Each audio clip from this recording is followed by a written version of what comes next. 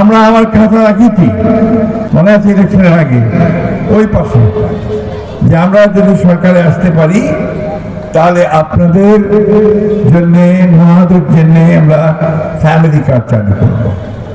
Family card জিনিসটা কি? এই ফ্যামিলি কার্ড জিনিসটা যেটা আপনাদের এতক্ষণ দেখানো হলো, এটা হচ্ছে একটা শক্তি, এটা হচ্ছে একটা ক্ষমতা।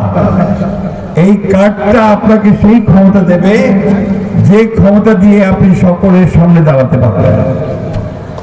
আপনি শুধুমাত্র যে আর্থিক সহায়তা পাবেন বা অন্যান্য সহায়তা পাবেন তা না, আপনি এই দেশের একজন নারী হিসেবে, পরিবারের প্রধান হিসাবে আপনার অবস্থানটাকে দৃঢ় করতে পারবেন।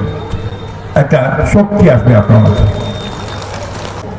এমনিতেই আমাদের মায়েরা কিন্তু সবচেয়ে বেশি সংগ্রাম করে, একটা পরিবারের জন্য তার সংগ্রাম সবচেয়ে বেশি। আপনারা এটুকু বিশ্বাস রাখবেন যে আমাদের তার অন্য কোনো ইস্যু নাই।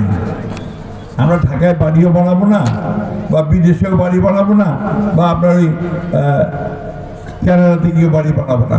আমার যা কিছু বাড়ি ঘর ঠাকুরগাতি এটাই বেঁচে রাজনীতি করতেছে। সুতরাং আপনারা নিশ্চিত থাকেন যে আমরা এখানে কাজ করতে আসছি, কাজ করব।